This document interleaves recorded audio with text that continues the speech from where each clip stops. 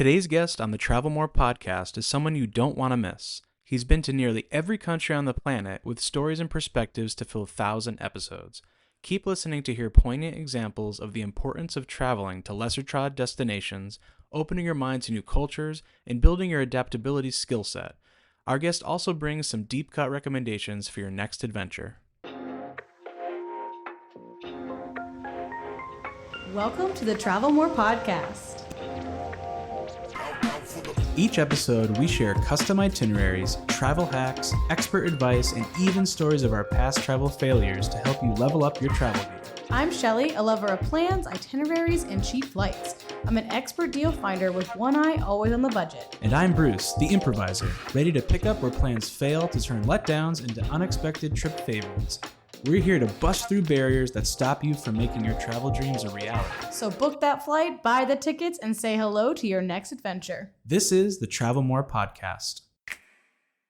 Welcome back to the Travel More podcast. Welcome. Today we're so excited to talk to someone who really can share a thing or two about traveling. After visiting over 160 countries with plans to see them all, Hamada Zahawi is on a mission to document his last 50 countries on his YouTube channel, and we can't wait to follow along. We're so excited to talk with him and get his expert insights about all things travel. Welcome, Hamada. Thank you guys for having me. Yeah, we are so excited. You know, I can't even fathom, I think 100. How many exactly is it now? We are at 165 as of last week. Wow. Where would you go last week? Just curious. It was a whirlwind, but I ended up going to a country that's been really tough to get to. And I was very fortunate to make it happen. I ended up going to Turkmenistan. That's definitely not a country someone lists on their top 10, 15, even 20, I think, of where they go. Maybe not even top 100 on. Yeah, I know. Well, we'll get back to that. So before we get too far in, because I feel like we could probably talk for days on this, let's get a little bit of your backstory. So I understand that you started with a passport that was quite restricted, and then kind of after obtaining your U.S. passport, it really opened up your world of travel. Can you speak a little more to that? Sure. So I was born in Switzerland and to Iraqi parents. So I had an Iraqi passport for the longest time. Now, you guys have to remember back in the 80s, Iraq was kind of like a bit of a golden child for the U.S. in terms of political positioning. Obviously, there was the war against Iran. We know that the constant struggle between Iran and the U.S. And so Iraq was somewhat of a coveted nation at that time, but as a country, it was obviously considerably degrading politically. And so we were able to have a passport that was somewhat palatable to some nations. But as we entered into the 90s, when I got into a period where I would be traveling a little bit more regularly than I would when I was a kid, that's when we really felt it because we immediately became a pariah. From 1990, as you guys may remember, or 91 until 2003, Iraq was under sanctions. And those sanctions were really constricting and really prevented a lot of Iraqis from being able to travel effectively. Thankfully, my father had the wherewithal to move to the US and slowly work towards getting us green cards and a passport. And then we eventually got that passport when I was late in my teens. And it was just a complete change in how people welcome me globally. I went from having a green passport where, as I said, I was a pariah, to having a blue passport where everyone is, saluting you and happy to have you within their borders. So I would say I effectively started traveling by the time I got the US passport. Though before that, when I had the Iraqi passport, I had probably been to, let's say, 15 countries by the time I got the US passport, but I ended up going back to pretty much all those countries again with the US passport. So the country tally that we indicated in the beginning was really starting when I had the US passport because I went to all those countries again. Well, so you come from a big traveling family, it seems. Yeah, my father worked for the UN, and so we traveled a little bit around Europe. But again, we kind of went through the ebbs and flows. We were part of the diaspora.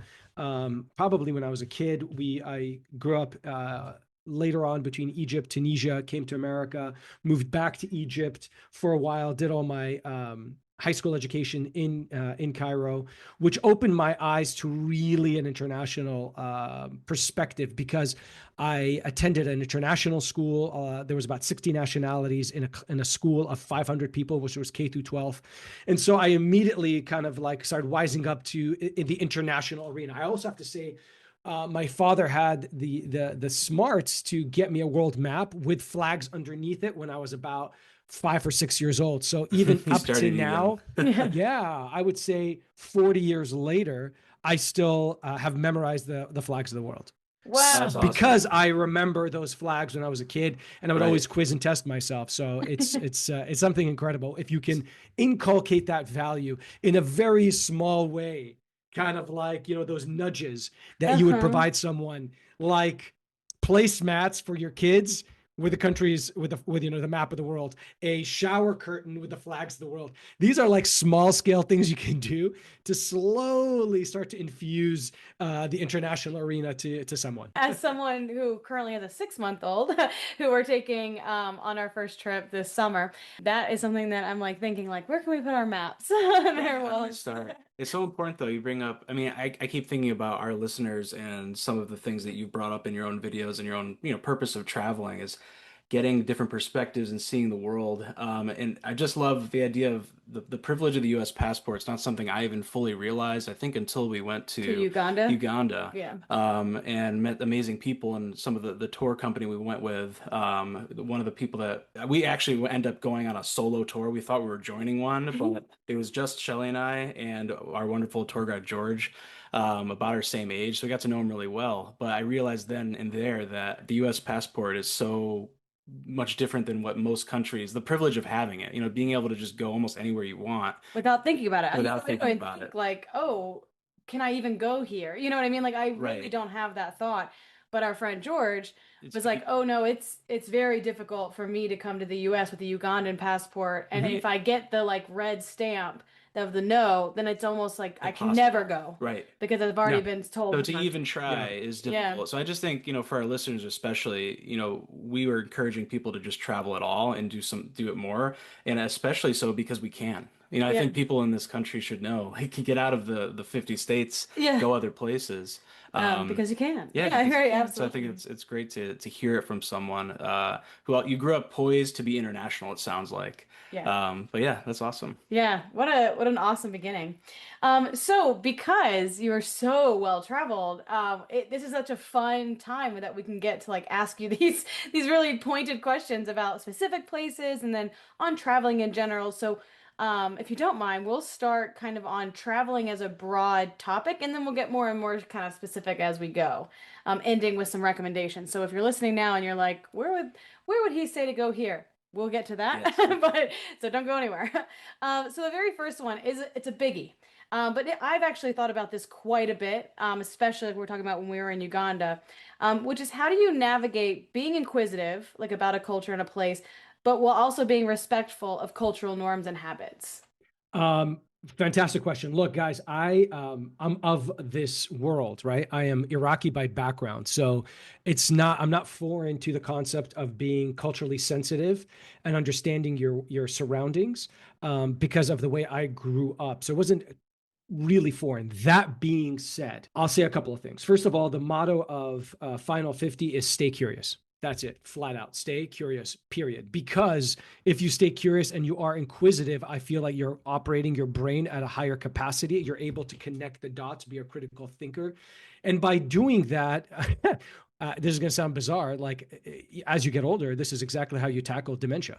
This is how you tackle Alzheimer. Because if you keep your brain operating and you're constantly curious, then your brain is active. It's firing all those neurons constantly. So for me, being inquisitive is a very, very important part. I hate to say this, but oddly enough, since I started the channel, I have become a more intentional traveler. And I hate saying that because I'm not a massive fan of social media per se, Mm-hmm. for a Me neither. number of reasons. For a number of reasons. And the reality is, guys, what I'm seeing, what AI is doing, and I don't want to kind of deviate too far, is upending so many of people's experiences. I almost hazard to guess, and I can't say this 100%, but I feel people may start traveling less because we're bringing the world to them through these vlogs, through AI, through the imagination of what people watch and see on social media. And IRL, right, in real life, is slowly in some way dissipating. Let me give you a quick statistic I just found right now. Mm-hmm. Did you know in 1990, 5% of Americans had passports? Today, it's said between about 40 to 50% of Americans have passports. So we are moving in that Wow. direction. Yeah, that's It's a positive improvement. Mm-hmm. And to your point, that concept of a freedom of mobility that we have that George doesn't, and I can't even tell you how many people I've come across who've been like, hey, how do I get a visa to come to America? How do I immigrate to America, right? And you're right. When they go, they have to pay something like $150, $200 to their embassy, the American embassy in their respective country, to apply to the US passport, which could be, US visa, which can be denied. And once it's denied, it could be a scarlet letter on their application for future opportunities, which we don't have to, we don't experience. Right. So suffice it to say, all that being said, being inquisitive is mission critical, and recognizing the freedom of mobility as Americans is so, so important, and one that we don't take for granted. And one I think that really spawned my desire to travel, because I said, I have been rejected from so many countries prior to being 17. And now that I have this passport that opens up the world for me, I'm not going to take that for granted. Yeah, so I like the idea of curious, especially as a teacher. So Right. this idea, I guess, if you come kind of to the table with this like curious nature and you are just doing everything out of curiosity, I guess also probably people are going to give you a little bit of the benefit of the doubt in places where like you may like if just asking out of curiosity these cultural norms and habits. Like I keep bringing up George, but George is a great example because things in Uganda are very different from what they are in the US. And I think because we came with just a purely curious, 100% non-judgmental place, he offered up every answer to every question we ever had. right. Right, because we came open to learn without any expectation of where it was going. And I think that's something for our listeners as well. We talk about, people, they may have more passports now, but people they have trouble pulling the trigger on actually doing something, planning a trip and spending the money, doing the time. And part of it, I think, is they're not comfortable with being uncomfortable. And part of being curious is, when you go to a different country, you're going to face things that might change your point of view, that Sure. might challenge what you know. And that's actually kind of our next question. Like, what was an experience that changed your point of view, or maybe the most prominent one where you went somewhere? There's probably a few. Yeah, I can't imagine there's only so many, but this is one of those big general questions again, but maybe one that's poignant, that sticks out, that's like, wow, that definitely turned me around on something. Let me, because I don't feel like I sufficiently answered the first question, but I guess Oh yeah, we go can ahead. actually, we can answer both together. Right. Okay. And I'll put it into this perspective. Turkmenistan, great example. You go out there, the country is, for all intents and purposes, when you see it, you're like, this is just surreal. It's an unbelievable, especially Ashgabat is an unbelievable capital. The roads are incredibly immaculately clean, groomed. The buildings are beautiful, all clad in marble. Yet you start, again, I was a poli-sci major in college and history major. I studied politics, political, public administration, international relations. So this stuff really excites me, and I get curious, to go back to your point. So I start Sure. firing questions from the hip to my guide, just peppering him with questions like, well, why is this built this way? Why is this? And what about this? And I don't want to get too in depth because, honest to God, straight up, my guide was saying, listen, I can't answer a lot of these questions because it's going to get us into, it's not something that we feel comfortable answering. Sure. Okay. Goes Great. back to your exact question. When can I be inquisitive and allow people like George to feel comfortable to answer questions that then start to verge on, hey, I can't answer that because I'm going to get in trouble. Mhm, Right. mhm. And so you've got to basically earn their trust and confidence. And so now add to that layer, I'm vlogging. So I vlog with nothing but my iPhone. So I've got the camera out, and he's like, let's not record that. Right. Don't take a picture of that. But I'm going to tell you offline what's going on. And so that's what you've got to do, is that, when you have to, and like you guys said, and I feel maybe this is an American thing because our history is so short here, and that we don't come with the baggage of maybe somebody from Europe that's been a colonial power. Sure. Mhm. is that we can come in there very naive, wide-eyed, bushy-tailed, and ask those questions. And if you ask it from a good place, people will want to divulge that information, especially if you don't retort your response back as one that's judgmental. Oh, I can't believe you guys do that. That's awful, right? Then they're going to feel like, whoa, maybe I shouldn't say that. Right. Rather, Mhm. get the information in and think through it. And then maybe your response is one that is a little bit more understanding and pulls a little bit more information. So I tell all listeners, your listeners, is be inquisitive, be respectful, watch what you retort and answer, and don't come off as judgmental, because if you do that, you'll stop them in their tracks. If you don't do that, they will give you more information, which allows you to process more information and connect those dots. And so I think Turkmenistan was a great example. I'm Muslim, so I'm very welcomed in a country like Turkmenistan has 93% Muslims. So I think that also allowed them to feel a sense of comfort with me, Mhm. and Mhm. thought that where my sentiments and my questions were coming from a good place. And that was important. And I was able to get a lot of information, which I will leave outside the vlog out of respect for the people there. Mhm. But it allowed me as a human, as an inquisitive person, to really gather that information. Right. And to Connect. answer your second question, that was a place that kind of opened my mind, because I came at it with Western values. Oh, Right. but you guys couldn't vote for this, or you guys are required to do this, or you guys are limited by this. Doesn't that upset you? And they look at you and they're like, no. Mhm. Sure. Right. And Because that's that, their and reality. Right. that's their their reality. That's their right. norm. And it upsets you, because I'm like, wait a second, am I looking at this with Western goggles and lenses? Mhm. And it happens constantly on my trips, in parts of Africa and parts of in Latin America, where you walk in and you project that Western value, the dress, the eating, what would be deemed as accessible things to you, which in those countries is like, that's just not a priority. And Mhm. we live Sure. very well without it. Right. No, absolutely. We had a similar. I mean, again, we keep bringing up Uganda, but Well, it's because we've mostly traveled to just like Western civilization, so things are not that much different. You know what I mean? Like Italy is an Mhm. amazing country, but how different is Italy than the U.S.? There's a lot of the same kind of things that people take like you said, Western Western values. ideas. Right. Yeah. Sure. Yeah. So Uganda is one of the few places that we've been outside of that, and we remember like going kind of through the countryside, and Mm. people mostly live on kind of agrarian farms, as Mhm. opposed to like Sustenance farming. yeah, as opposed to like capitalist society like we have in the U.S. And we're Yeah. like, well, they don't have any money, and George is like, they don't really need it. Right. Like this is not, it's That's just not how it not operates. right. It's not how this goes, and it's like, oh, okay, well, that makes sense, And so it just is a totally different way of thinking. Yeah, so Yeah. that totally aligns with what you're talking about.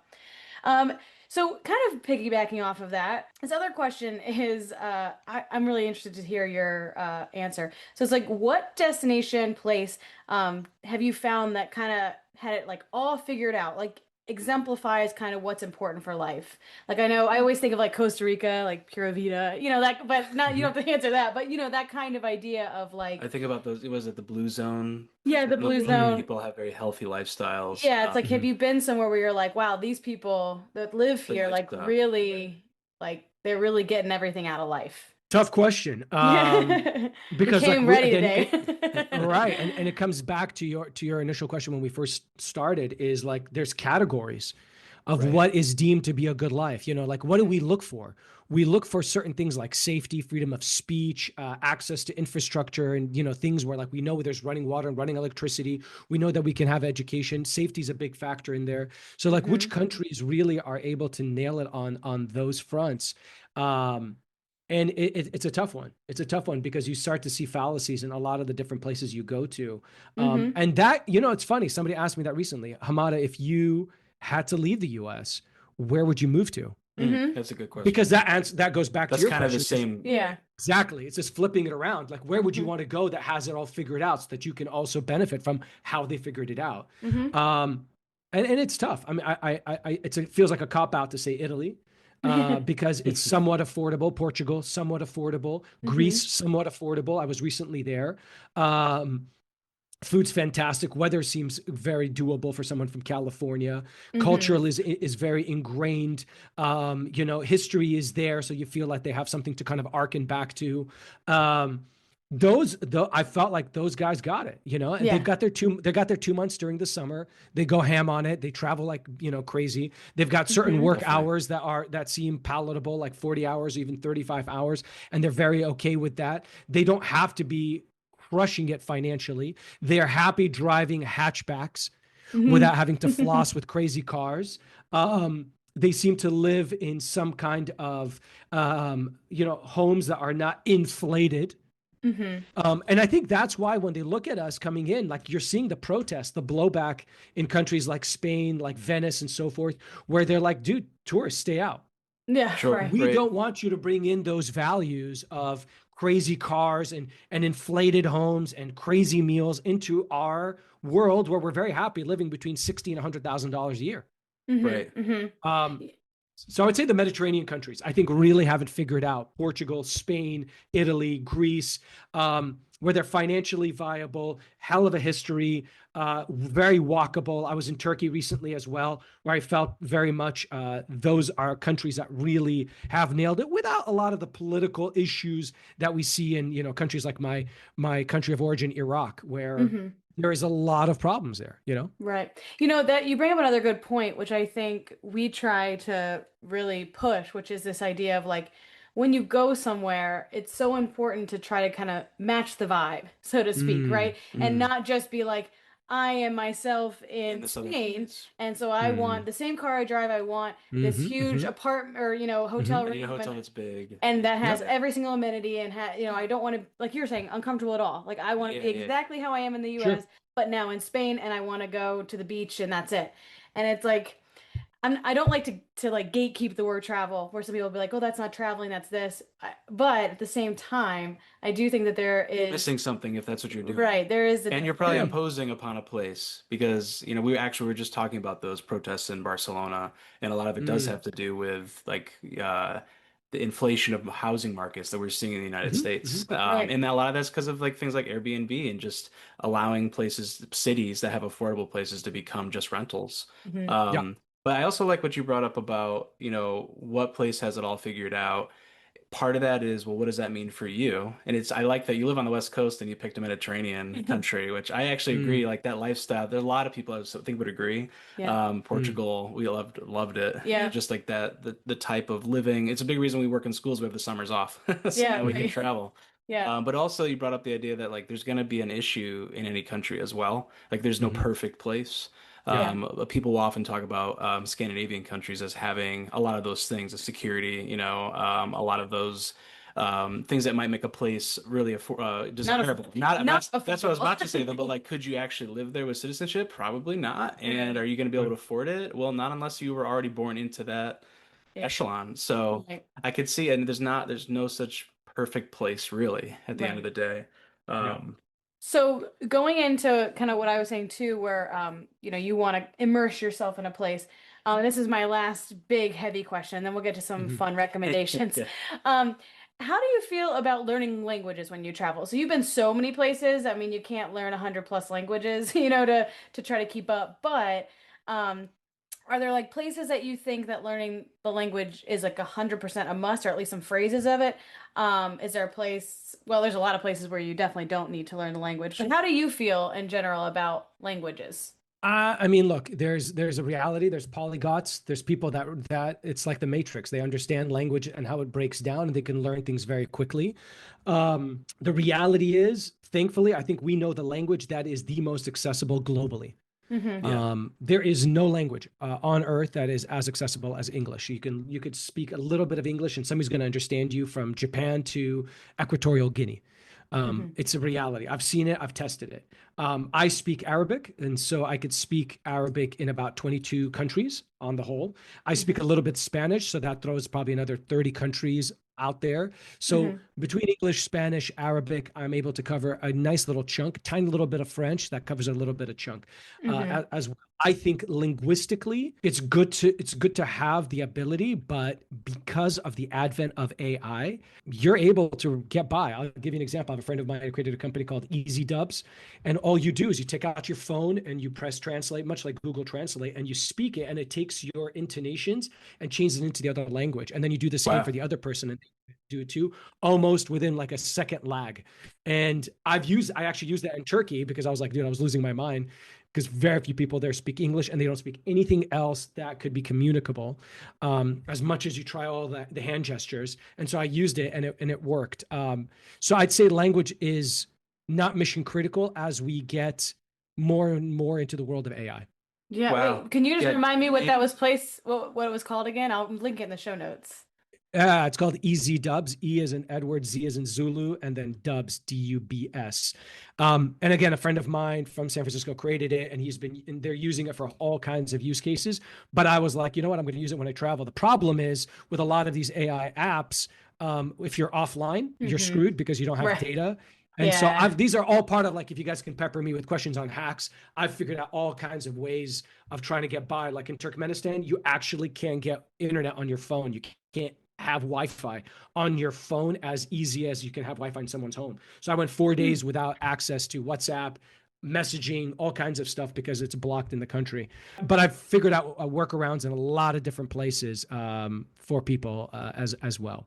Man, we could probably do 10 more episodes on I that. know, just on all those, like, Um, I didn't think, I've never been to a place that was so restricted. Did you have to use a VPN or something even more? Yeah. So and even the VPNs, as soon as the government finds it, they shut it down. They shut it. So, so I was fortunate after 4 days of incommunicado, which is not crazy for me, but I do have an elderly father, and I was like, you know, I just don't feel comfortable being out of touch. Though I'm a huge fan for your audience who can do tech fasts to do tech fast because it's incredible how immersive an experience is. And I mean, again, we can talk about this for days about solo traveling and what that does for you therapeutically and gets you to be, as you said, to be a little bit more resilient and a little bit out of your element and uncomfortable. As I said, there's a guy, I think, that has a channel called, I think, the Yes Theory, which is, I think his motto is being comfortable in discomfort, which I think is an extremely poignant concept. Yeah.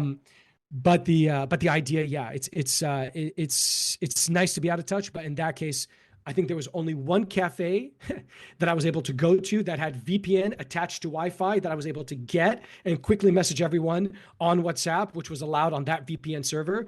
And then once I walked out, it was again incommunicado for the rest of the time. Wow. Yeah, I don't think I've been to a place like that. I mean, you couldn't get on like Facebook in Uganda.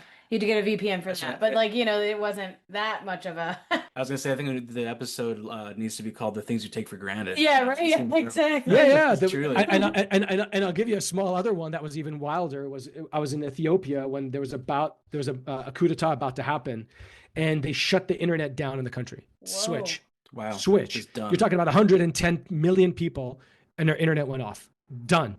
To the point, I'll give you an example of what we take for granted. Like, I need to book a flight. I need to book hotels. Right. I couldn't do jack. I couldn't do anything. So I had to literally get in a car, drive to a location, get out of the car, walk up to the guy and say, hey, do you have rooms? Wow. Oh, yeah. This is look, guys, you guys have a 6-month-old. I'll tell you guys this. I'm a lawyer by background, but I have an admissions consulting business. So I help people get into colleges and graduate schools around the world. When I advise people, I say there's 3 Qs. There's EQ, IQ, which you guys are very familiar with, right? IQ, which you guys are teaching your students. EQ, which you guys are teaching emotional intelligence among your students. Yep. There's AQ, adaptability quotient. And that's exactly what you gain from being a traveler. You're thrown into an environment like the Amazing Race, and you are required to think fast. There's flights being delayed. There's cars happen. There's weather conditions. There is crime. There's X. There's Y. And you've got to be so quick on your feet. And there's no way you can say, I don't know. You've got to find a solution. You have to and move you've got to forward. get through it. You have to. What a great, it's like something that is hard to exercise. Like there's ways to get smarter, right? There's ways to, develop other types of emotional intelligence, like you said, but how do you become more adaptive? Right. Like right. that's definitely, and traveling will do that for you, and you can bring that back to your normal life. Absolutely. Exactly. I mean, you should. Yeah. I mean, to be fair, that's like, people always tell us like, why even bring your 6-month-old? She won't remember. And I fully know that she won't remember, but I'm hoping that as she travels as a young child and growing up, that she will have that kind of adaptability because that's all she knows, is like, no, there is no, I don't know, someone help me. It's just like, no, we just all figure it out. We figure, the subway line is is down. Let's figure out another way to get there. Exactly. It happens so You often. can't just cross your arms and give up because your plan didn't work. Right, Right. exactly. True. Well- Yeah, and I have all kinds of stories about Yeah, I'm sure you do. exactly that. You can imagine. Yeah. Okay, so a couple of recommendation places, and we'd love to Sure. hear your whys on this too. So as much as you want to share, but we have a couple of like, where would you recommend for X? So we have like four of them. So the Sure. first one, where would you recommend for city exploring? Like just a really cool city to be set in. And this could be a couple Okay. if you want. Good. Okay, I'll give you my top 5 favorite cities in the world. Awesome. Okay. I like it. No particular order: Paris, Rome, New York, Rio, and Istanbul. Wow, okay. So you ask yourself why, and I think one of the primary reasons is walkability. Yeah, yeah. Mm. I was gonna say all of those Um, places are walkable. Yeah. Super walkable. And in fact, I challenged myself when I was in Istanbul last year, and I said, you know what I'm going to do? I have this goal in life to do my 10,000 steps. It's a basic goal, but I found that I'm so committed to it that I pushed that goal from 10 to almost 15,000 steps, and I've averaged 15,000 steps every day for the last 5 years. When I was in Istanbul, I said, I'm going to push the envelope. I decided I want to do 50,000 steps. And so my goal now is to travel to all those 5 cities and do 50,000 steps. But while doing that, try 10 different foods and do 10 different things I haven't done. Oh, Small I love things, that. Nice. tiny little things along the way. So I Small actually recorded, goals. Yeah. I recorded a vlog on the Istanbul experience, walking like 30 kilometers or 35 kilometers. So moral of the story is the city has to be walkable. Food has to be great. And when I say food has to be great, I'm not a decadent food guy. I'm not a foodie guy. I'm a California guy. So I'm a chicken and vegetables kind of guy. I'm a healthy, free kind of guy, which really pissed off my tour guide. I remember in Turkmenistan, because they're used to the heavy stews and the lamb and the beef shanks. And I'm sitting there like, dude, all I want is chicken and vegetables. I know I'm being an ass, but I've got to do it because it helps me digest easier and it makes me a lot more energetic. So I'd say good food environment, good weather environment, very walkable, and obviously history so that you can see along the route, culture that you can see and experience along the route, a city that enjoys walking. Not just a city, again, using Ashgabat as an example in Turkmenistan, not many people walk. Part of that is because the weather's so damn hot. Part of it is because they really go to malls and it's not a walking culture per se. But the city is incredibly easy to walk around. Like I pushed the guy to walk 30,000 steps that day and his legs started bleeding because we were walking so much and I was so used to it. And the guy's like, dude, I can't keep up. So I think those are factors and those cities are really great for that. I love that. Okay, for nature. So like if Yeah. you're gonna go hang out in the nature, where would Yeah. you send someone? I'm going to throw you wild cards because you guys are going to be bored if I say to you Switzerland and Italy and Yeah. places Yeah. like that to go hiking. Yeah. So I'm going to throw out this wild bananas card.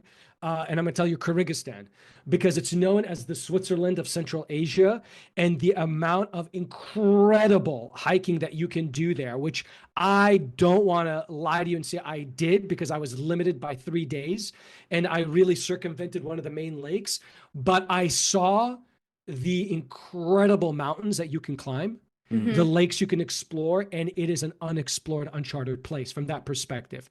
And its neighbor, Tajikistan, also incredibly beautiful. The Pamir Mountains, walking those, hiking those, absolutely incredible. Those are just 2 out of bounds because you guys would be bored if I told you guys Switzerland, which is I like just that. Those are absolutely deep cuts. incredible. Yeah. Yeah. No, yeah, I like that. That's fun.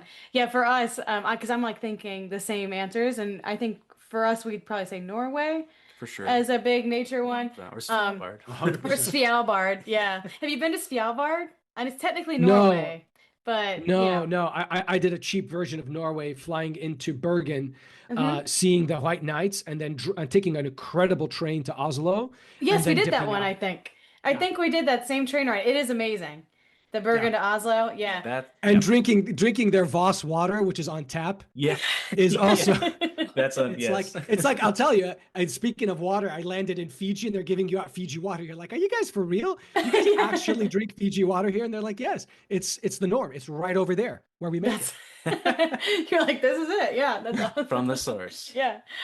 All right. Next one is, it kind of could go along with what you were talking about a minute ago, but specifically for adventure. So this in my head is like if you're gonna go on like a specific adventure trip? You know, you're gonna go white river rafting, Expedition. like expedition type deal. Where would you go? Okay, here, I'm gonna hit you guys. I'm looking at the world map because the stuff, your questions you're asking, I can do it in a billion different places. I could say I give you a soft answer like New Zealand in the South Island. It's too soft, so I'm gonna throw you I'm gonna throw you in Namibia. Namibia. All right. Oh. And There we go. I'll tell you why. This is I'm gonna blow your minds with this stuff. Number one, it has a Grand Canyon bigger than the one in our Grand Canyon, called I think the Fish Canyon or something to that effect. Number one. Number two, you can see moon risings. So Wow. you'll see the desert and you'll see the moon rising above the horizon. Oh, Clearest skies in the world, 95% clarity. So you can see stars that will blow your mind. Going to hiking and adventure, you go to Dead Valley and the places in Salsa Valley right there, and you hike up these apricots colored sand dunes, which are just mind blowing. You go Yeah. up the coast, it's called the Skeleton Coast because you see all these ships that wrecked out there. You go north and you see some incredible wildlife on the border with Angola.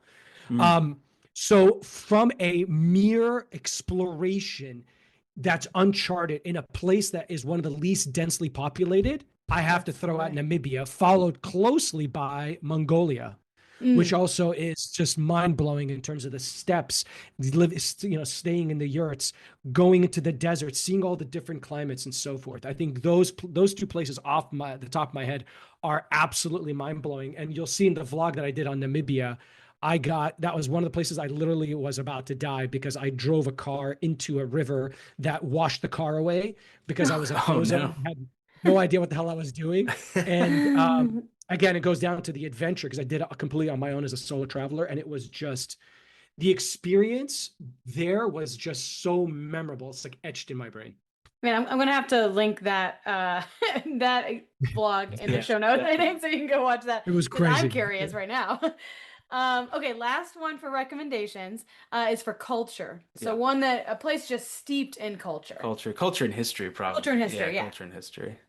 The first one that comes to mind, just because I was recently there, obviously has to be Turkey, Istanbul. You're talking about a cradle of a civilization that harkens back thousands and thousands of years. Apparently, there's places there, which was the first place that they created bread was in Turkey. Istanbul is yeah, it's a big one. I swear, and they still do it in the same way there in that area. Just absolutely steeped in traditions and culture and foods and just such a beautiful place. The second one that comes to mind, which is again low-hanging fruit, which is not going to surprise anyone, obviously, is India. I mean, the culture there, the cultures there, the different religions, and you're talking, hundreds of languages spoken, over 100, 1.4, 1.5 billion people. It's crazy. Yeah. Being in India, it's not for the faint of heart. It's loud, it's crazy, it's obnoxious. There's health hazards, but it's one of those places that if you don't visit, I don't think you've completely seen the world. Yeah, actually, that's really high on my list. Bruce has been to India. Yeah, India is not for the first time traveler. Yeah. No. It's God, crazy. no. It's wild. It's wild. It's but I loved wild. it. Yeah, I loved it. But Yeah. I want to see, one of my big things when I travel is I really love to see wildlife. But I literally worked for a zoo, but obviously not in the zoo. I want to see them in, in their natural habitat. Really? And one of my big ones is tigers. And that's one. So that's one of our things. But anyways, India, that I love also the food, although I get a little nervous, like street food and stuff in India. I don't know. And They you have should this- be. You freaking should be, because Delhi belly and that is not a lie. It is no joke. I think Indians in India have a certain lining in their bellies for the spices and the food that they can take that we Whole Foods people are just completely weak sauce. Well, would you say when he went, no one would eat it was like the super spicy soup kind of thing in the but that was like morning? breakfast. That's what I mean. I think I did it for like 3 days. And he was I like, couldn't I can't. hang. No, And I love destroys spicy you. food, but no, I'm not built for it. No way. Yeah, it's No, too no. much. All right, so now we have our fun five, is what I'm calling it, which Okay. is some more of the same things, kind of we were just talking about, but these are a little more specific. So the Sure. first one, where is the best cup of coffee you've ever had? Like, where have you had the best cup of coffee? Ah, damn it. There's too many places. I'm going to throw two at you. One that's bizarre and one that's a little less bizarre. I would say I was shocked by how good the coffee was in New Zealand. Okay. And another great cup of coffee I had, and I'm not a coffee connoisseur, but I do like my cup of coffee every day. Zanzibar. Oh, Zanzibar. that's another high on my list. Yes. I will say I was secretly hoping you'd say Panama because we're going there later this year. And I was like, tell me where in Panama. But See, if I was gonna say that diner in New York City is the world's best cup of coffee, I mean, that's You it, probably right? find it, but I mean, but you guys went to Costa Rica, so you also have some phenomenal coffee in Costa Rica as well. that's true. That's kind of like the region of coffee. That's true. Yeah, the climate. Yeah, absolutely. Okay, what is your favorite like transportation experience? So this bus, train, ferry, like what's some really cool way you got somewhere? God, that's a tough one. Well, I can tell you ours is probably definitely the ferries in Norway, which literally like went through the fjords, but were public Yeah, transportation. that's just like people pay a lot of money to go on a boat You're to see. we Yeah, paid like €2 yeah, to just take to take the normal transport. Yep. right. So I gave you a little bit of time there to think. Yeah, I mean, yeah, that I can imagine going through those fjords must be absolutely spectacular. I think I took a boat between Denmark and Sweden. That was also a ferry. That was pretty far. But I would say crazy, just the first thing that popped in my head. I took electric scooters. It was like an electric scooter in Bayan in Myanmar. In Bayan. So those temples out there are just unreal. Like you're talking, it feels unexplored. Probably 1,000 temples. Wow. And you're on this electric scooter and you're just zipping between all the different ones. And it was back in 2015 when electric scooters weren't a big thing. But I did that and it was such an awesome experience because I just felt like I was just scooter, jump out, see temple, bata, scooter, next one. It's kind of a weird juxtaposition. Yeah. Like the electric You scooter think, right? through the ancient temple. Right. And then to throw a second one there, I would have to say the tuk-tuks between the temples in Angkor Wat. And I did an awesome vlog that I just released 2 weeks ago with my partner. She's Cambodian, and we went to Cambodia with her family, and it was just incredible to see it from her perspective, from like a on the ground perspective. And when we were there, we took tuk-tuks between the temples because Angkor Wat is just spread out over I think like 400 kilometers squared, so it's just way too much to walk around. So those are two really cool ways of getting around things. Yeah, I like that. Okay, you already said that you're like a chicken and veggie guy. Oh yeah, so now I'm make sure to skip this one. No, still say. No, go ahead. Okay, I'm sure I've had some shit. weird things. Yes, that's it. Most unusual food you've ever eaten. I mean, I just had the cricket for the first time in Cambodia, and then I literally a month later I had a cricket in Oaxaca. So that was You're always a cricket connoisseur now. yeah, at this point, twice in like in less than a month, and I've never had it. It was very weird. Yeah. In Iraq, I had pacha, which is like the brain of a sheep, which was never that tasty, to be honest. I had horse meat in Kyrgyzstan. Sorry for all the people that love horses, but for whatever reason, they eat horse meat out there. So that was a bizarre one as well. Yeah, that's like we had whale and Svalbard. Yeah, I felt a little bit like Iceland. Is this legal? No, it was in technically Norway, but like the Svalbard, the like archipelago. How do you say that? Archipelago, yeah. Of Norway. Yeah, they still eat whale. That's like a normal thing on the menu, and we had to try it because when in Rome, so to speak. When in Rome. Okay.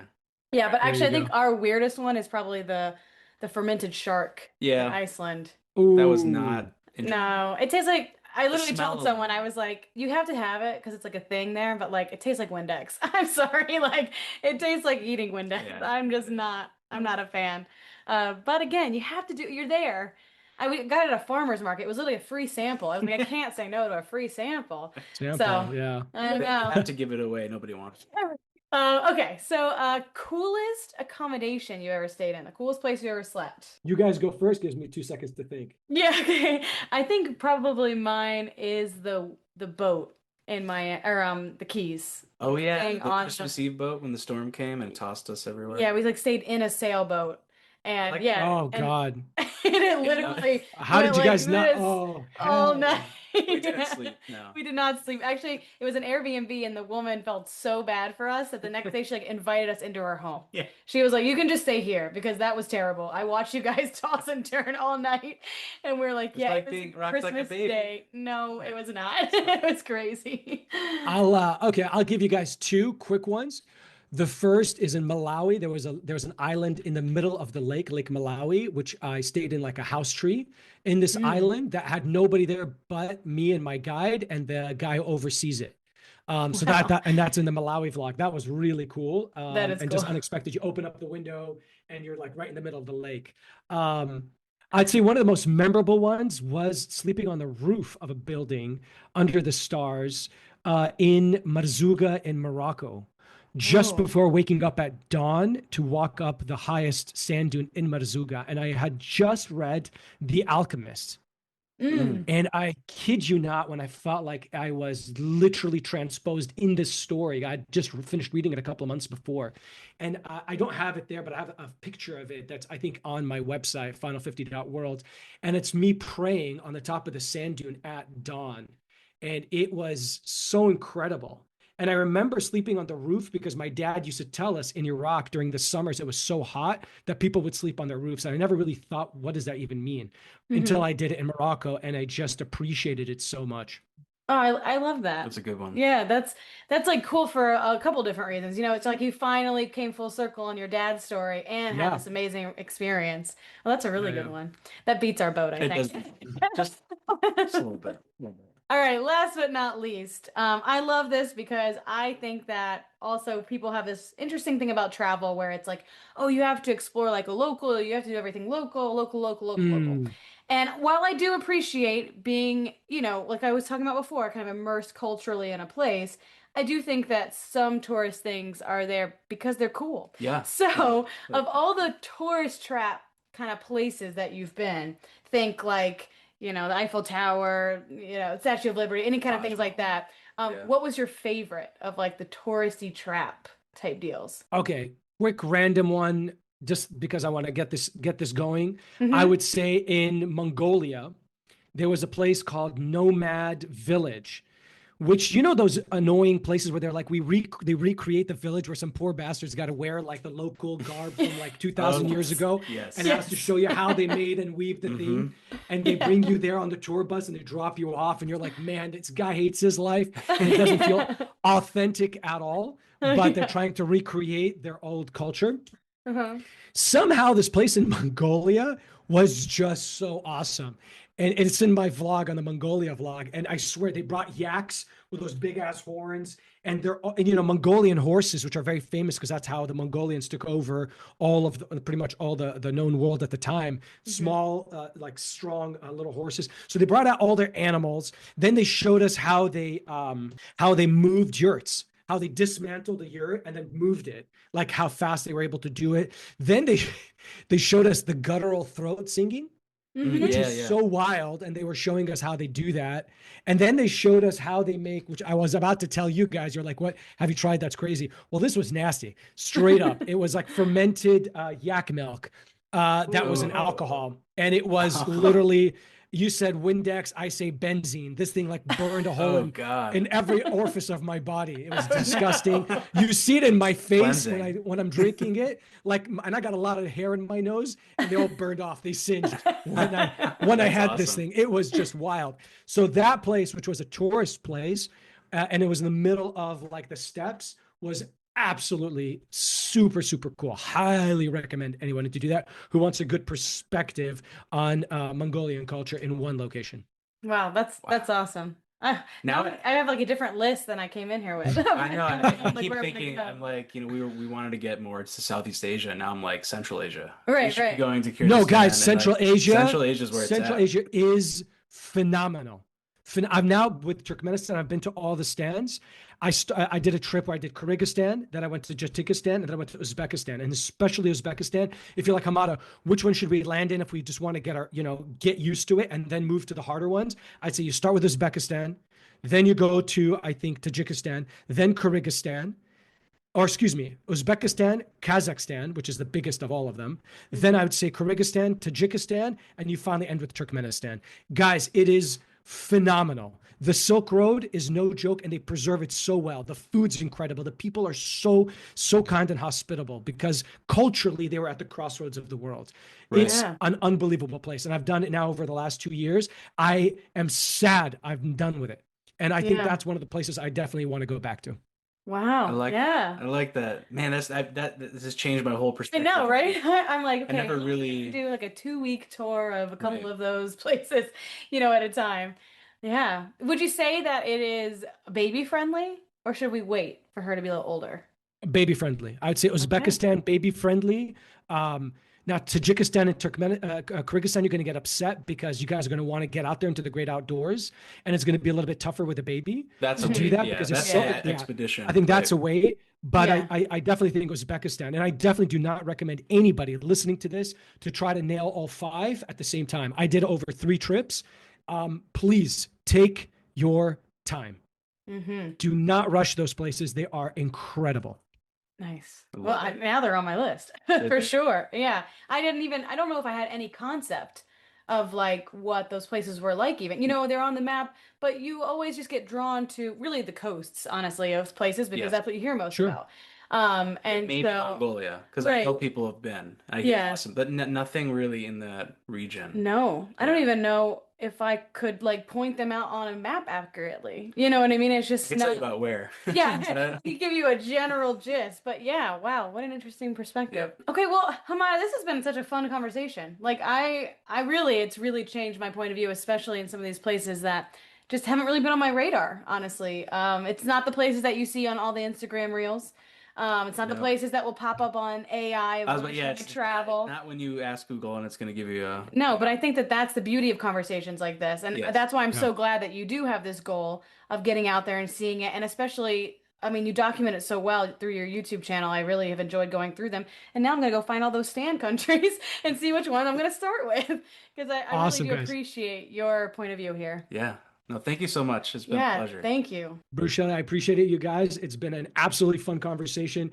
I sometimes I sit back and I have all these conversations in my head because a lot of people I talk to just can't relate to it. So finding people that can and want to really get the word out there. And guys, we know that the more people travel, the more hopefully open-minded they are, the more resilient they are, the more adaptable they are. And that's one thing that AI can't take from us. So keep traveling, stay curious. Did you know that every time you book a Disney or Universal vacation, you're paying for a service that you may not even be using? Really? That's right. Travel agent costs are added to your Disney or Universal vacation, whether you use one or not. So you're telling me that I'm paying for something even though I'm not getting the help? You get it. So next time you want to book a theme park vacation, make your money work for you. By booking with Magic Pass Travel, you'll get our expertise and years of experience without paying any extra and while supporting a small business. Check out our show notes to find our contact information. Can't wait to help you plan your next adventure.